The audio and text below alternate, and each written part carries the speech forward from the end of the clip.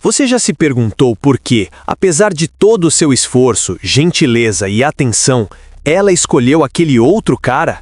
Não o mais bonito, nem o mais educado. Aquele com uma aura de mistério, talvez até um pouco perigosa? E se Maquiavel, o velho estrategista, tivesse a resposta? Uma verdade brutal que a sociedade te ensinou a ignorar, mas que o desejo feminino secretamente celebra? Escute, isso não é sobre truques baratos do Tinder ou cantadas manjadas no bar do Zé. É sobre desvelar leis humanas que começam onde a razão termina. Vamos ser claros desde o início. Você que segue o manual, elogia todas as fotos no Instagram, manda bom dia no WhatsApp às 6 da manhã, paga a conta no boteco toda vez, acompanha cada drama da Mariana como um terapeuta gratuito, você está exaurido. A friendzone não é uma maldição mística, é o efeito previsível de um padrão que você escolheu adotar, a busca desesperada por validação externa. Eu sei que dói. Vi centenas de casos no churrasco, na sala da faculdade, no corredor da empresa. O João que virou confidente e nada mais. O Lucas que virou amigo de mesa. Sua bondade se tornou previsível como o ponto final de um roteiro enfadonho. E previsibilidade mata a atração.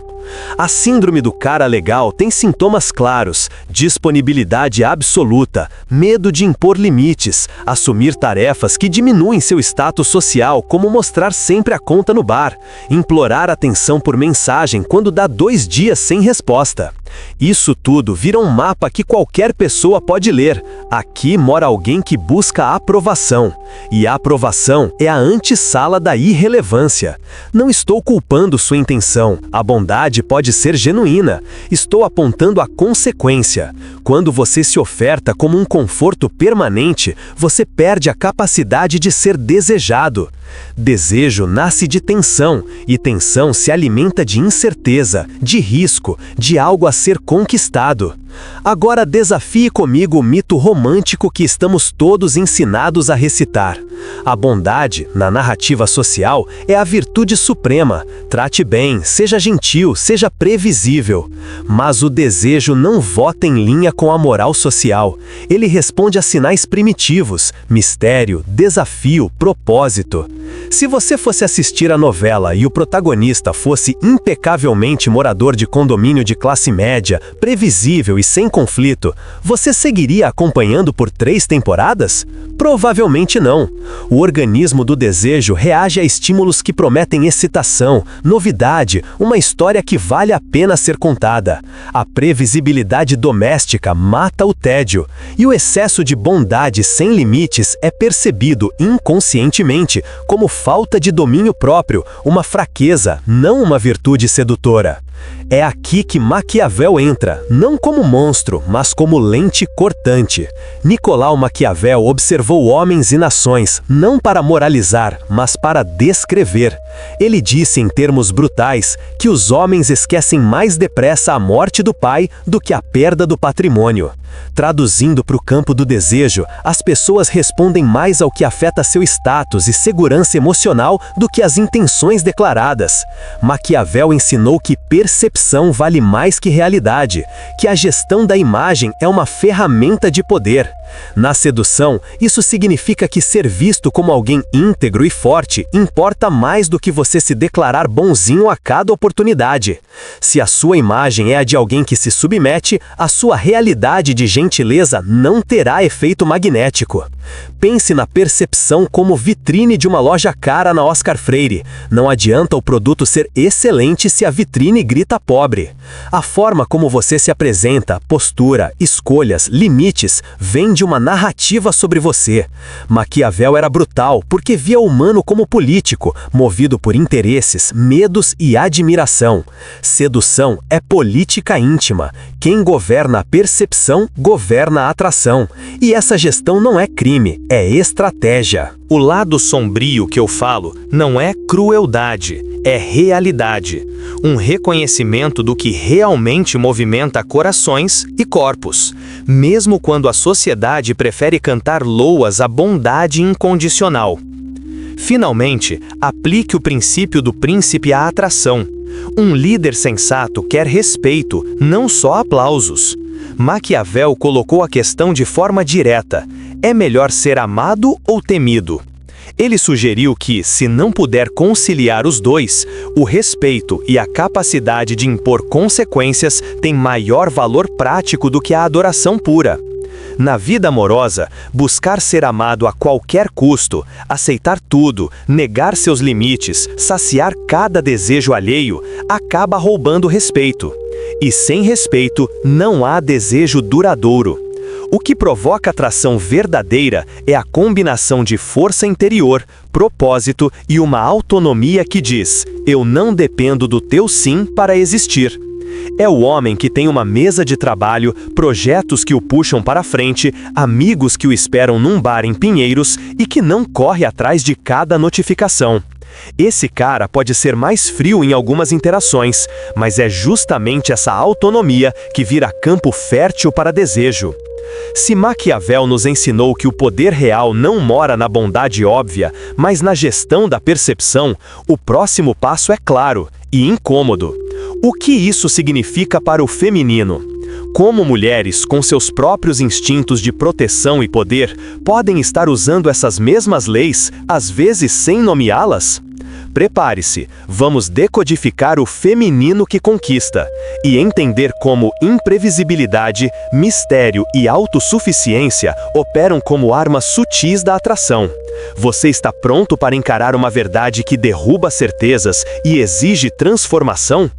Você já viu uma mulher entrar num bar em Pinheiros, olhar a sala e, sem dizer uma palavra complicada, fazer com que todos mudem o rumo da conversa? Não é mágica, é política emocional.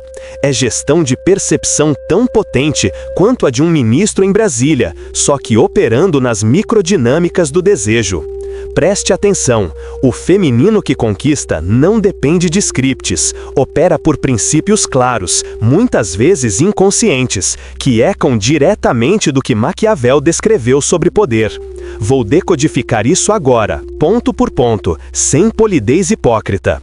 Primeiro, a mulher símbolo do príncipe, só que invertida, autossuficiente, inteiramente ocupada pela própria vida, sem necessidade de aprovação constante.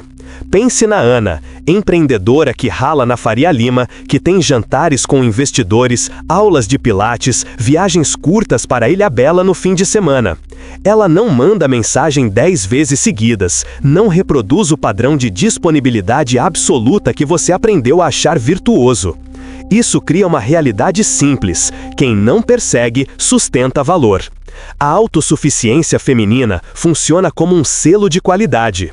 Ela demonstra que a mulher é um prêmio, não um troféu fácil. Há um detalhe que homens acostumados à lógica romântica perdem. Quando alguém tem uma vida rica, seu tempo passa a ter preço. Homens sentem isso intuitivamente. É instinto. Raridade significa valor. E Maquiavel diria o mesmo do líder que não implora por atenção. Quem governa seu próprio território atrai súditos dignos. Segundo, o poder do mistério e da incerteza, o efeito Zeigarnik em ação. Zeigarnik descobriu que a mente humana se fixa em tarefas inacabadas. A curiosidade persiste até que o enigma seja resolvido. Mulheres que atraem deixam algo por descobrir. Não é joguinho infantil, é arquitetura emocional. Quando a Juliana, numa roda de amigos no Boteco do Zé, não despeja seu histórico amoroso em 15 minutos e mantém parte da história guardada, ela transforma a interação numa narrativa interrompida. E você vira personagem querendo o final. Esse véu é feito de pequenos detalhes: não responder imediatamente, ter hobbies que não se alinhem ao seu mundo, contar uma história incompleta. A consequência é previsível: ter hobbies que não se alinham ao seu mundo, contar uma história incompleta. A consequência é previsível: a atenção masculina não se dissipa, ela se concentra como lente de aumento sobre aquilo que está incompleto. É ciência comportamental aplicada ao desejo, e é cruel na eficácia. Você quer resolver o quebra-cabeça, e enquanto tenta, você investe tempo, emoção e status. Esse investimento gera valor percebido. Terceiro, Gestão da percepção, postura, presença e autovalorização. Não é sobre capas de revista ou filtros do Instagram, é sobre como ela ocupa espaço. Observe firmas na Avenida Paulista, mães no parquinho, mulheres em coworkings. Há uma diferença clara entre quem caminha como se o mundo devesse se adaptar e quem caminha como se o mundo fosse um cenário interessante. O primeiro busca a aprovação, o segundo impõe uma narrativa. A postura afeta tudo, a forma de falar, a cadência do riso, o olhar que calcula e escolhe. Valor não é só o que você é como você permite que o mundo saiba o que você vale. Maquiavel sabia que a percepção muitas vezes substitui a realidade, não porque seja mentirosa, mas porque a imagem comunica intenções e limites. Uma mulher que se posiciona com clareza, que não aceita propostas baixas, que negocia seu tempo e exige respeito, automaticamente altera as regras do jogo. Isso cria atração porque institui uma hierarquia saudável. Ela não está no banco dos réus pedindo veredito, ela é juíza de sua própria história. Quarto, a arte da ausência e da presença, o recuo deliberado que gera desejo. As mulheres que enredam corações não estão sempre presentes. Sua ausência é medida, sua aparição é recompensa. Imagine uma cena manjada. Você acha que conquista alguém ao estar disponível todo sábado. Na verdade, você se transforma em mobília emocional. Ela que domina este princípio sabe quando aparecer com aquela mensagem inesperada às 3 da tarde, quando recusar um convite mal ajambrado, quando oferecer uma atenção que tenha peso. Não é manipulação barata, é respeito pelas próprias fronteiras. A escassez emocional produz valorização. Funciona como um restaurante estrelado em São Paulo. Mesas reservadas, fila de espera, o prato que só aparece para quem tem lugar, tudo isso aumenta o desejo, porque o sinal é claro, aquilo tem valor. Quando você aprende a sentir a lacuna que a presença dela cria, você compreende por que a disponibilidade total mata a atração. Agora venha comigo. Tudo isso, autossuficiência, mistério, gestão da percepção e jogo de presença, não é dom divino exclusivo de poucas sortudas. É um conjunto de estratégias comportamentais que se manifestam instintivamente em muitas mulheres e que podem ser observadas em qualquer roda social, em festas de verão no Leblon, em reuniões de família em Campinas, nas interações discretas no metrô. A diferença é que, ao contrário do que muitos homens pensam, essas táticas não têm a ver com crueldade, têm a ver com aquilo que eu chamo de virtude feminina, a capacidade de ser completa em si e, por consequência, irresistível. Não confunda estudo com imitação mecânica. Se sua reação for "vou copiar tudo isso", pare agora. A cópia vira farsa. A utilidade real desse conhecimento é a decodificação. Reconheça esses padrões no seu entorno, aprenda a ler os sinais e, sobretudo, entenda como esses princípios reverberam com os ensinamentos maquiavélicos sobre percepção e poder. Isso te dá vantagem, não para manipular, mas para compreender a dinâmica que opera enquanto você se perde em scripts de bondade previsível. Entender esses padrões femininos não é para você imitá-los cegamente, mas para decodificar o jogo da atração que já está em curso. A verdadeira maestria, no entanto, não está em copiar, mas em integrar esses princípios em sua própria essência. E para fazer isso, precisamos mergulhar em um conceito ainda mais profundo, o que realmente significa ter poder na sedução, e como você pode cultivá-lo de dentro para fora. Você passa a vida tentando ser o que elas querem, buscando a validação externa para se sentir suficiente, para se sentir amado? Maquiavel, Jung e Nietzsche concordariam. Isso é a receita para a fraqueza, para a previsibilidade, para a invisibilidade. O verdadeiro poder na sedução, a capacidade de atrair sem esforço, começa onde a necessidade de aprovação termina. É uma jornada dolorosa, mas libertadora. Vamos conversar sem eufemismos. Primeiro, a armadilha da validação externa e a perda da identidade. Pense no João do churrasco, que curte todas as fotos da ex no Instagram, manda bom dia todo dia no WhatsApp e paga a conta no bar do Zé achando que isso o fará indispensável. Pense no Lucas da faculdade que virou confidente da Mariana e no fim recebe só desabafos. E isso não é falta de bondade, é uma estratégia suicida. A busca incessante por elogios, por visto nas mensagens, por aprovação alheia, cria um circuito neuroquímico. Curtidas e respostas liberam dopamina e condicionam o comportamento. Você se torna um vício ambulante de aprovação. E como qualquer droga, a abstinência fere. A primeira semana sem mandar mensagens de confirmação é seca, desconfortável, parece que algo vai desmoronar. Mas é justamente aí que começa a reconstrução. A sua identidade, ao invés de ser um núcleo palpável, vira um mosaico feito de expectativas dos outros. Resultado: previsibilidade fatal. Quem é previsível de desejar. Agora, a segunda peça do quebra-cabeça, o locus de controle interno. Não é papo motivacional barato, é base prática. Locus de controle é a crença de que você é autor das suas ações, não refém do humor alheio. Imagine dois homens, um que ajusta seu comportamento à última reação dela e outro que tem projetos, rotinas, decisões próprias. O primeiro se transforma em satélite, o segundo é planeta, atrai por gravidade própria. Em São Paulo, no mesmo bar em Pinheiros, você verá o cara com emprego fixo, treino de jiu-jitsu na Vila Madalena e aulas de inglês em horário marcado, que não altera sua agenda por cada flerte. Ele é o que fica impressionantemente presente sem implorar. Ele decide seus valores, família, trabalho, saúde e age a partir disso. A construção do locus interno exige atos cotidianos, dizer não quando algo fere seus limites, preservar seu tempo para seus projetos, não buscar confirmação em cada mensagem lida ou não respondida. Não é frieza, é autoridade pessoal. Terceiro, propósito e paixão inabalável. Quando um homem tem um projeto que não é conseguir alguém, ele extrai outro tipo de poder.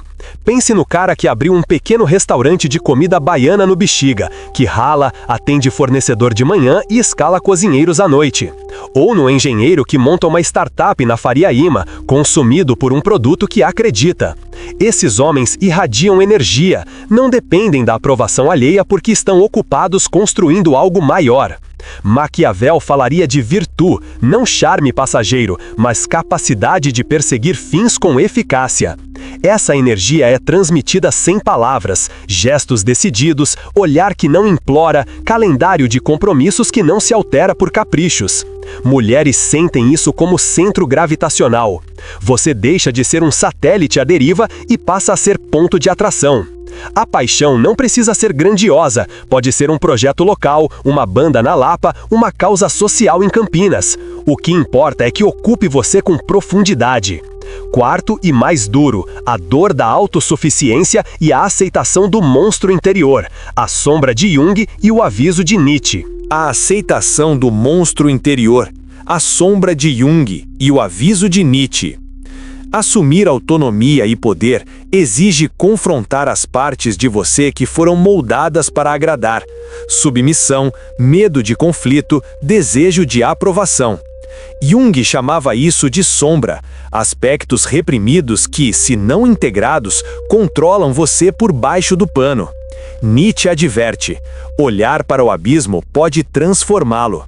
Não estou pedindo que você se torne um tirano, estou pedindo que você reconheça e integre sua agressividade construtiva, sua sexualidade plena, seu ego saudável. No Brasil, aprendemos uma masculinidade dúbia. Por um lado, o machão estereotipado, por outro, o homem moderno que teme ser rotulado. Resultado, muitos vivem miúdos, inofensivos. Integrar a sombra significa dizer não a convites que degradam, reclamar seu lugar na roda de amigos, ouvir sua própria voz sem pedir permissão. Sim, isso dói. Você pode perder amizades confortáveis, enfrentar o julgamento da família, ouvir que ficou difícil. Mas essa perda é seletiva, não é destruição, é filtragem. Do outro lado, emergem relações profundas com quem te reconhece inteiro. Permitam-me ser claro, Essa transformação não é superfície, não é trocar frases prontas, colar foto em frente ao farol da barra e esperar que o algoritmo faça o resto. É trabalho de interior, é reeducação afetiva. Você corta o cordão umbilical da aprovação externa, constrói um locus de controle que regula emoções, abraça um propósito que consome sua energia de modo criativo e aprende a dialogar com seu monstro interior sem ser dominado por ele. A autossuficiência tem preço, noites solitárias, confrontos, dúvidas profundas, mas também te dá o que a validação externa nunca dá: soberania sobre sua vida.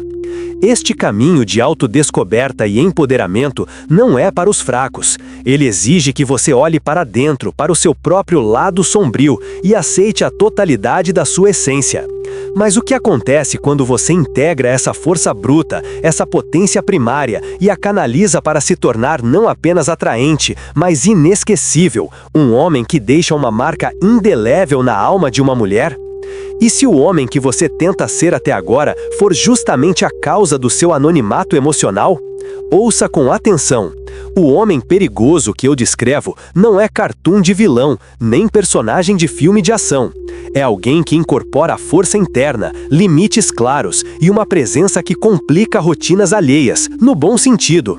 Ele balança o chão por onde passa, mas não quebra nada que não tenha a intenção de transformar. Ele é o terremoto que planta árvores depois de devastar a planície. Essa distinção é essencial. Vou destrinchar ponto a ponto para que você saiba exatamente como abrir espaço para essa versão sua sem cruzar a linha que separa poder de abuso. Primeiro, desmistificando o perigoso. Perigoso não é bater, humilhar ou manipular. É possuir imprevisibilidade moral, não no sentido de ser imprevisível em caráter, mas em escolhas. É o cara que no bar do Zé na Moca diz: hoje não posso, tenho reunião cedo, e mantém a palavra, sem explicar demais. O que recusa o convite que minimiza sua ambição. O que estabelece limites com a família e não se desculpa por isso. Lembra do Paulo que trabalhava na Faria Lima e que, quando pressionado por um ex-chefe a aceitar tarefas degradantes, respondeu com calma e saiu para abrir seu próprio escritório? Esse tipo de ação cria respeito. É poder que incomoda pela firmeza, não pela agressão. A força aqui é interna, autocontrole, disciplina e capacidade de agir segundo princípios. Você não precisa provar força com voz alta. Prova mostrando que sua vida tem densidade e que você não a sacrifica para atender o conforto emocional alheio. Segundo, a linguagem do desejo. O corpo fala antes da mente. A postura é um texto, o olhar é um argumento, a voz é política. Já reparou como, num jantar em Pinheiros, um homem que fala baixo, mas com convicção, prende a atenção mais do que o que grita tentando impressionar? Nietzsche disse que há mais sabedoria no corpo do que na mais profunda filosofia. Ele estava certo. Aprender a modular o tom, a usar silêncio como ferramenta, a manter contato visual que desafia sem ofender, tudo isso altera a interpretação que o outro faz de você. Pense em Foucault. Poder também é prática, é exercício sutil que produz efeitos. Não é hipocrisia, é calibragem. Experimente não rir de tudo, não preencher todos os silêncios, caminhar com um passo que não implora por espaço e observe como a sala se reorganiza ao seu redor. Terceiro, presença e ausência controlada, o fantasma que sussurra. Não é manipulação barata de aplicativo, é economia emocional. Quando você tem uma vida que preenche sua agenda, treino de jiu-jitsu na Vila Madalena, aulas de música no Bexiga, um projeto no domingo, sua presença deixa de ser garantia e passa a ser prêmio. A ausência torna-se rastro que provoca falta. Pense em restaurantes como Dom ou Mocotó que tem fila. A espera aumenta o valor do prato. Pessoas com agenda cheia funcionam igual. Saber dizer não a um convite sem remorso, valorizar seu próprio tempo e aparecer por vontade, não por carência, cria atração porque imprime escassez. Mas atenção, a ausência não é manipular emoções como marionete, é preservar energia e dar significado à sua presença. Quarto, a autenticidade brutal, ser demais para alguns e suficiente para outros. A autenticidade não é exibir defeitos como troféus, é viver congruente. Você não precisa se encaixar no molde confortável que sua família espera só para ganhar aprovação. Se você ama surf nas manhãs de domingo, toca violão e prefere viagens de mochila a resorts em Angra, assuma isso sem pedir desculpas. Pessoas que tentam agradar se dissolvem. Quem declara identidade agrega valor imediato. Exemplo real, o Bruno de Recife, que assumiu ser vegano, perdeu pares e ganhou uma mulher que respeita sua disciplina e se sentiu atraída por sua clareza de propósito. A autenticidade brutal funciona como separador, filtra relações superficiais e atrai conexões intensas. Responsabilidade, uma palavra que pesa aqui. Poder sem ética vira veneno. Existe uma linha tênue entre ser formidável e ser predador. Conheça-a e respeite-a. Poder responsável exige transparência sobre intenções, consentimento real nas interações e a disposição de não explorar vulnerabilidades alheias. Use sua presença para construir experiências, não para destruir autoestima. O objetivo não é colecionar conquistas, é vivenciar relações profundas e recíprocas. A sedução maquiavélica que eu defendo é estratégica, não sórdida, é sobre governar sua própria vida com brutal honestidade. Finalmente, como transformar isso em rotina? Comece pequeno e com brutalidade amorosa consigo mesmo. Marque um compromisso que realmente importa e não cancele por mensagens de última hora.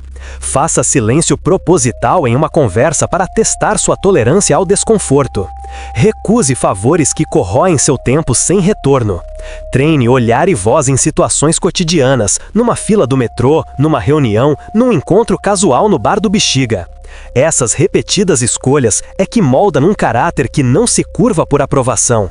Esta jornada de integração do homem perigoso é sobre se tornar um terremoto silencioso, um abismo domesticado.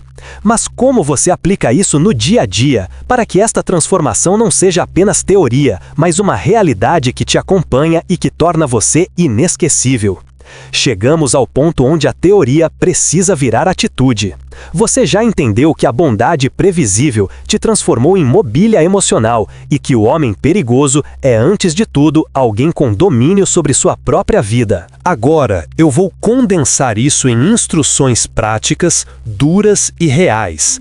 Porque conhecimento sem execução é auto-engano.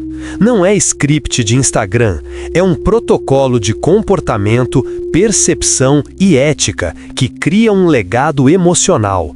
Preste atenção, isto é para quem aceita o desconforto como custo de entrada.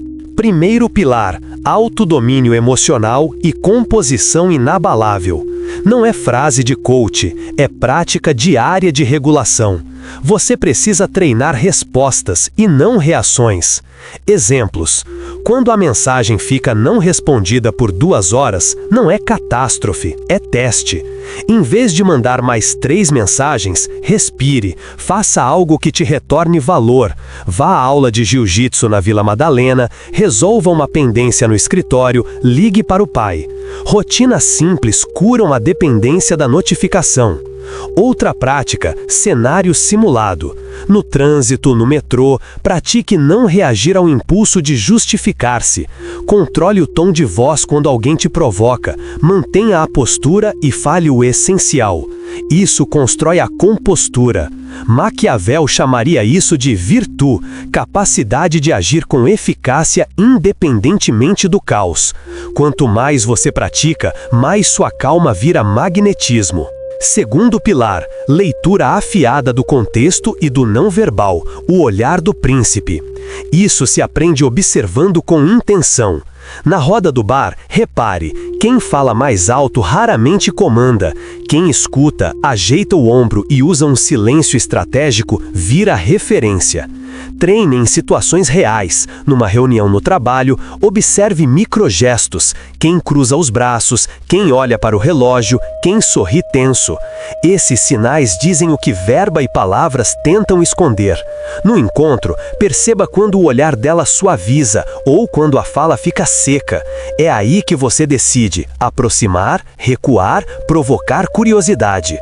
Pense como um anfitrião que lê sua sala, hora de servir atenção, hora de guardar o prato. A precisão de leitura transforma impulso em timing cirúrgico. Terceiro pilar, execução estratégica com autenticidade inegociável. Estratégia sem autenticidade é farsa. Autenticidade sem estratégia é desperdício. Combine ambos. Defina 3 linhas de ação semanais. 1. Um compromisso inegociável com seu propósito. Aulas de violão no Bexiga, tocar no bar aos domingos, abrir o projeto social em Campinas. 2. Um exercício de limite. Recusar um favor que consome seu tempo sem retorno. 3. Um gesto de presença com qualidade, uma saída planejada não para conseguir alguém, mas para viver algo memorável. Execute como se fosse contrato com você. A autenticidade brutal atrai quem tem capacidade de reconhecer profundidade. A estratégia converte presença em legado. Agora, o legado emocional. Como ser inesquecível?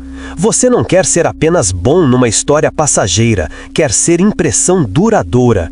Isso se constrói em 3 frentes: singularidade, intensidade e desafio. Singularidade. Desenvolva uma marca pessoal, seja um repertório cultural, um projeto local, uma habilidade única. Intensidade. Ofereça experiências que mexam com emoção real, uma conversa que desafia, um gesto que abala a rotina, uma crítica que respeita e provoca crescimento. Desafio. Não confunda com jogos. O desafio é convidar a pessoa a participar de algo que exige coragem emocional, uma viagem curta para Ilhabela sem roteiro, uma discussão honesta sobre valores. Essas 3 coisas combinadas viram memória afetiva, e memória afeta comportamento futuro. Ela pensa em você quando menos espera. Tornar-se o fantasma que sussurra é deixar rastros emocionais deliberados. Advertência: poder exige responsabilidade. Toda técnica que aumenta sua influência também pode ferir. Você responde por isso. Nunca use escassez emocional para humilhar, nem mistério para manipular traumas. Consentimento, transparência sobre intenções e respeito às vulnerabilidades são limites inegociáveis. Se você usa essas ferramentas para infligir dor gratuita, perde tudo que construiu. Poder sem ética vira veneno. E não se iluda, muitos confundem manipulação com poder. São coisas diferentes. O objetivo aqui é atrair relações profundas e recíprocas, não colecionar condecorações vazias. Próximo passo prático direto. 1. Escreva hoje 3 limites que você não abrirá por mensagens. 2. Marque no calendário uma manhã por semana para um projeto que te consome de verdade. 3. Pratique silêncio estratégico 2 vezes por semana, em um almoço, em uma conversa, e anote o efeito. Pequenas ações repetidas constroem reputação. Repita até que sua presença passe a causar efeito sem esforço. A jornada não termina, a transformação é processo. Você pode voltar à superfície confortável, onde a previsibilidade te acolhe como um cobertor úmido, ou pode continuar. Se algo aqui cortou fundo, se você sentiu a convocação para mudar, existe um caminho estruturado à sua frente. Eu tenho um guia completo que destrincha cada pilar, com exercícios semanais, scripts reais para situações no Bar do Zé, no escritório da Faria Lima e no grupo de amigos em Pinheiros. Escaneie o QR Code na tela agora, ou clique no link na descrição ou no primeiro comentário fixado. Antes de sair, comente abaixo. Quem atrai, não explica. Esse é o nosso código. Curta o vídeo, não por educação, mas para dizer ao algoritmo que você valoriza conteúdo com alma. Inscreva-se. No próximo vídeo, a ferida vai ainda mais fundo, mostrando o que acontece quando o homem perigoso encontra seu propósito verdadeiro. Escolha com cuidado, ou não, mas saiba, nenhum caminho te deixará intacto.